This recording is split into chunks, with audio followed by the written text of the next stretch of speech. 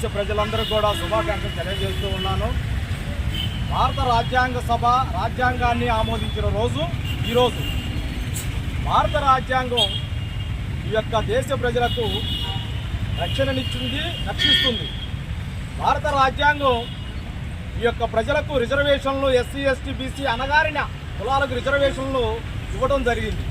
భారత రాజ్యాంగం మరి ఈ దేశంలో ఉన్నటువంటి ప్రతి ఒక్కరికి స్వేచ్ఛనిచ్చింది, సమానత్వాన్ని ఇచ్చింది, సౌభ్రతత్వాన్ని ఇచ్చింది. ఈ యొక్క దేశంలో ఉన్నటువంటి ప్రతి ఒక్కరు కూడా స్వేచ్ఛగా జీవించాలనే ఉద్దేశంతో భారత రాజ్యాంగాన్ని డాక్టర్ బాబాసాహెబ్ అంబేద్కర్ గారు మరి దాదాపుగా 2 సంవత్సరాల 11 నెలల 18 రోజులు రాసి భారత రాజ్యాంగ సభకు అప్పగించడం జరిగింది. ఎందుకంటే ఈ యొక్క భారత రాజ్యాంగంలో ఉన్నటువంటి ముఖ్యమైన అంశాలు దాదాపుగా 25 భాగాలు, 448 ఆర్టికల్స్, 12 షెడ్యూల్ ఉన్నవి.